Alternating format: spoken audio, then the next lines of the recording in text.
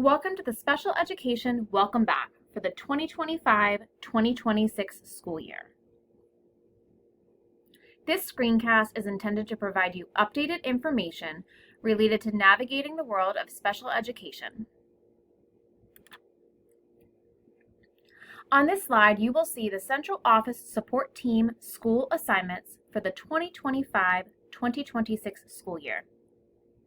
Please note, for elementary schools, your supervisors will be Dr. Shannon Pasculi, Emily Quinlan, and Adrian Miller. Our teacher specialists are Lisa Caro, Barb Dempster, and Alyssa Gordon. All things related to pre-K will be aligned to Supervisor Stephanie Lavin and soon to be named Teacher Specialist for pre-K. You'll also note on this chart, in color-coded assignments, the Behavior Support Team. Shown here is the beginning of year checklist, updated for the 2025-2026 school year. Please refer to this checklist for reminders of what startup tasks are needed to ensure accurate case management and compliance monitoring for your students.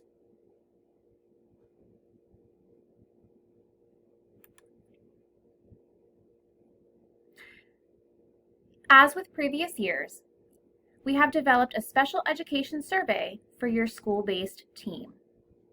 We ask that you complete one per school to share important information with the Office of Special Education.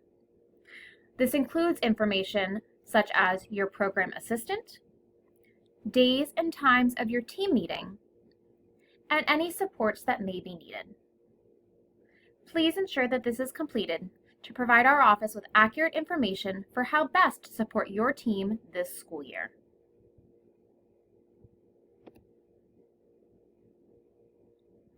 Some updates you'll see to the master schedule at your school this year will include the Success Block. The Success Block is embedded tutoring within the school day, where students will receive access to small group instruction, intervention, or potentially special education services. The requirement is to have 120 minutes per week dedicated to the Success Block. Each school may enact this differently, but please know that this block is a time that you can utilize for delivering special education services. Please work with your school-based team to look at how you can best serve and support your students during this time.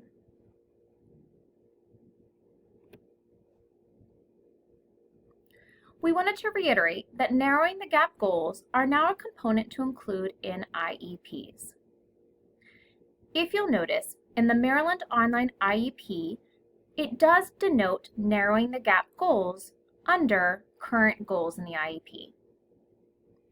In EdPlan, we will not be delineating goals as narrowing the gap. However, we want teams to be familiar with what this means. Linked on this slide is the guidance from the Maryland State Department of Education related to narrowing the gap goals. Think of these as goals that help the student to remediate skills to progress within the aligned curriculum. Although we're not denoting these on the IEP, it is important to consider which goals are appropriate in this area as we work to narrow the achievement gap and bring a student closer to grade level. As a reminder, a student's IEP should include an appropriate combination of grade level, narrowing the gap, and functional goals as appropriate to the student's needs.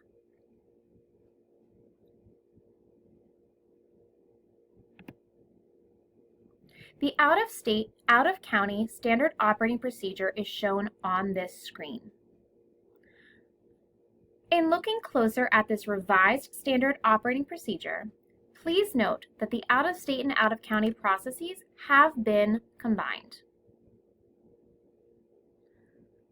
On this page, it'll take you through step-by-step for how to navigate if a child is enrolled in your school coming from out-of-state or out-of-county. This process has been updated as OIEP will no longer transfer the record in as an active file. We will need to enter the new IEP into EdPlan. As we look through the process, It provides information related to if there are questions about implementing the IEP and who to contact. It provides information for who should be enrolling the student. And it should also be providing information for within what time frame to hold a meeting, and shown here for both within 30 days of enrollment. Note here, the out-of-state process is in green, and the out-of-county process is in yellow. As we navigate through the process, it provides clarifying information related to what you are accomplishing at the out-of-state meeting in regards to eligibility, and what you are accomplishing at the out-of-county meeting for developing an IEP. Please note that as we are pulling the out-of-county IEP into EdPlan, your central office supports will be able to input previous eligibility dates as you work to develop the IEP.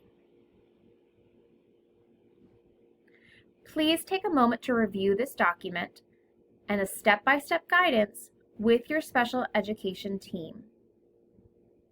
We recognize that this is a change of process in timelines as well as how we enter the information.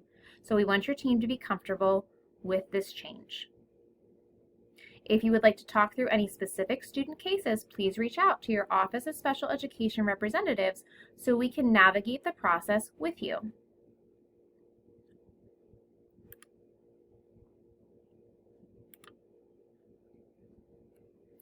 As a reminder, the Student Technical Assistance process continues to be in place for students who require additional levels of support. If you submitted a Student Technical Assistance request form last year for a student, it does not need to be resubmitted this year. As a reminder, the log sheet and checkpoint sheet is available for all staff working with a student to record updates and changes to the program. It is the responsibility of both school-based staff and central office staff to update this log sheet to be inclusive of the most updated changes to the student's program and process.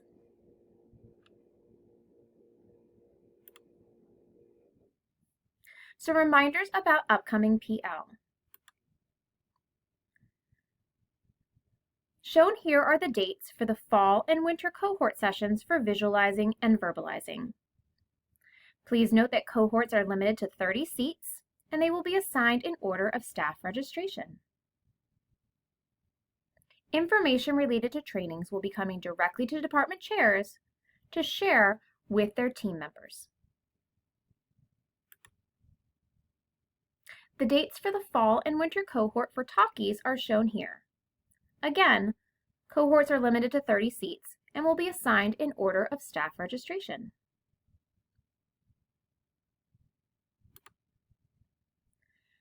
There will be 2 cohorts for paragraphology for elementary teams this year.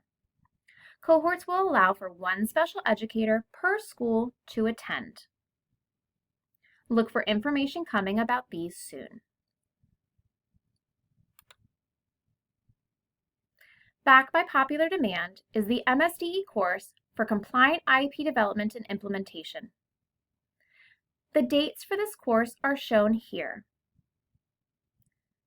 Information related to registration will be coming in a separate email for those who are interested.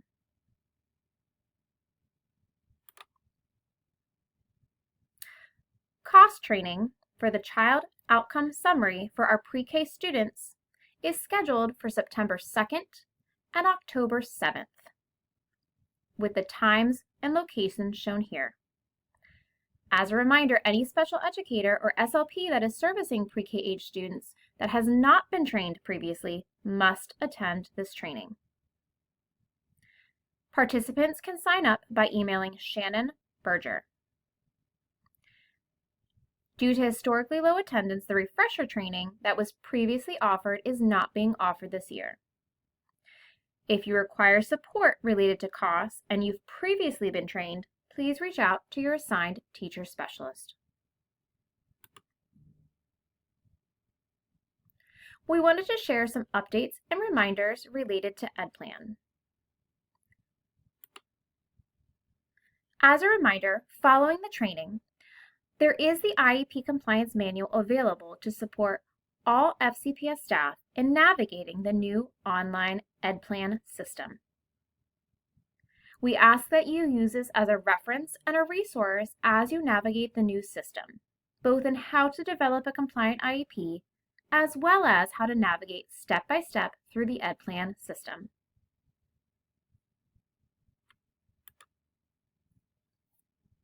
Although this screencast does not cover all the questions that were received during the 2-day training, it does cover some of the more frequently asked questions that we received in some of the main areas.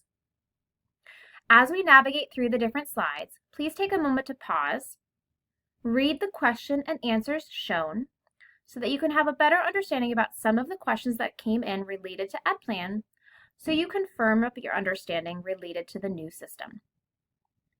This slide shows questions and answers related to navigating the EdPlan system.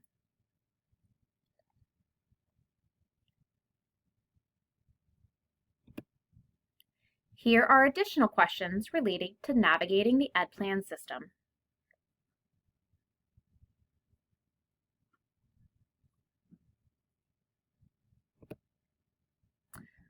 These are questions aligned to parent-specific information and parent actions.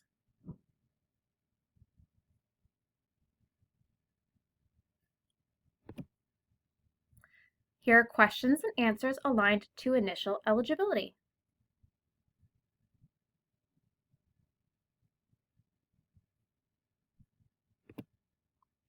Additional questions aligned to initial eligibility.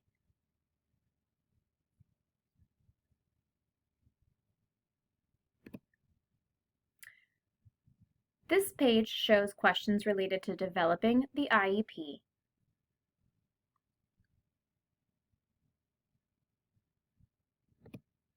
Here are additional questions for developing the IEP.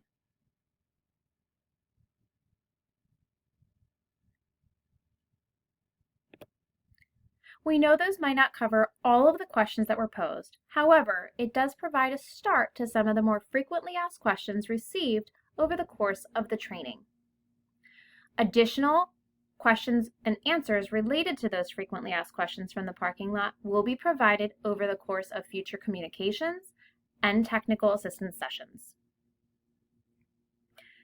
Finalized IEPs are available for you to review, shown here, that provide crosswalks between the Maryland Online IEP system and the EdPlan system. Please use these as you become more familiar with the EdPlan system for where information will be located.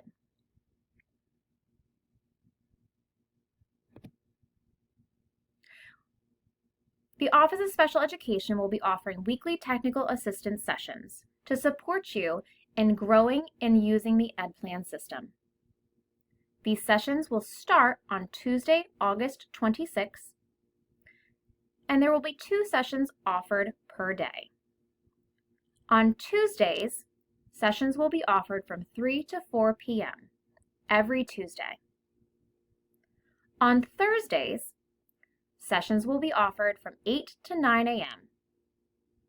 Again, this will be starting the week of August 26th. You can access these weekly technical assistance sessions by using Google Meet code EdPlanHelp. Each week we'll review a topic related to the new EdPlan system, and the remaining time will allow staff to ask questions, problem-solve concerns, and assist with entering student IEPs or 504s into the new system. We understand these times may not meet everybody's schedules, but we will do our best to communicate the information following these sessions to share common messaging and alignment with using the EdPlan system. As a reminder, if you need help, here are your options for supporting navigating the EdPlan system. Work with a friend who may have more understanding of the system or who may have encountered a similar need as yours. Access the IEP Compliance Manual as it provides guidance and step-by-step directions. If it's a specific student case that may not be able to be solved through option 1 and 2, submit a ticket to the technical assistance form shown here. And again, please, as able, attend the weekly technical assistance sessions to support in building your understanding of the EdPlan system.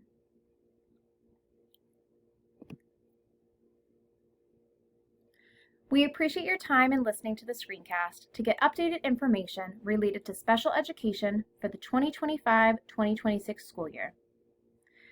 Please complete the linked verification form shown here to indicate that you have reviewed the information shared in this screencast. If you have any questions related to the information shown here, please reach out to your aligned supervisor or teacher specialist to seek clarity in the information.